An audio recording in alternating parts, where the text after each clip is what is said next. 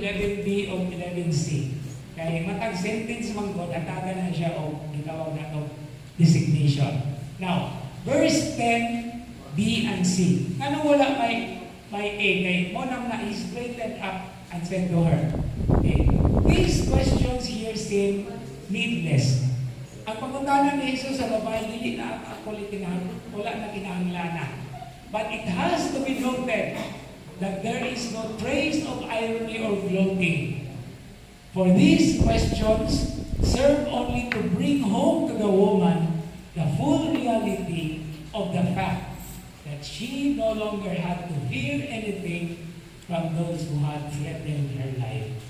Moto'y pagpabalik sa consciousness mo sa babae. Ikaw mo rin ako sa role.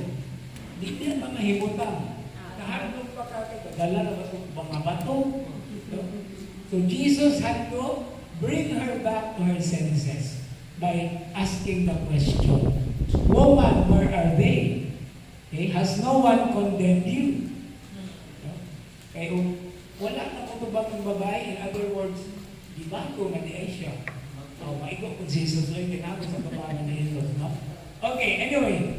Now, verse 11. She replied, no one, sir. Verse 11a.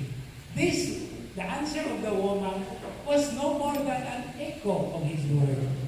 And this is all she says in the whole story. What we try to do is something more than that. No one, sir. No one. Ano ginaya isulti? Okay? So isn't it so touching?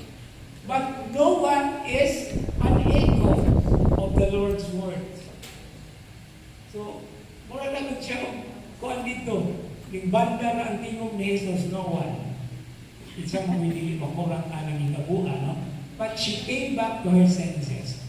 Now, of her state of mind, not a word is said. She seems not the contrite sinner, according to the Gospel of Luke. But what was she?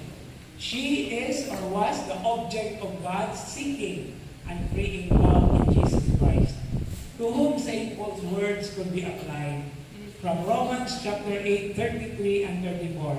It is God who justifies. Who is to condemn? That is the point there. There is some kind of an echoing of the words of love and acceptance.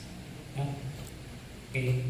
Natural, mayroon sila na, huwag yung ikasulti ang babae. Kaya, klaro na gutong akusasyon, adultery. Alam kung istorya ba siya lain. No? But the silence of the woman, broken only in verse 11a, we haven't heard her, actually.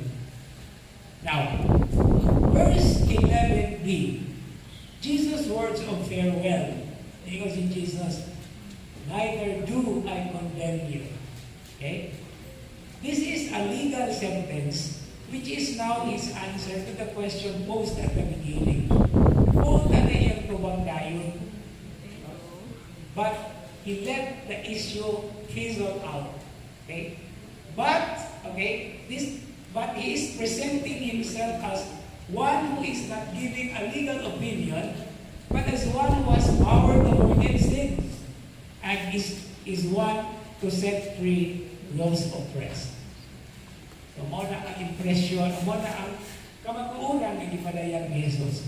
And then with verse 11c, go and from now on do not sin anymore. It is called the Messianic authority. Okay, this is because of the new life on the road of forgiveness and deliverance that Jesus has opened for her.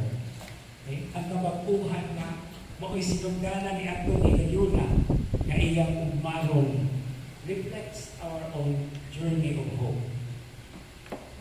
Okay? And that's the end of the episode. I have another version of this. Muna siya ipikto sa mga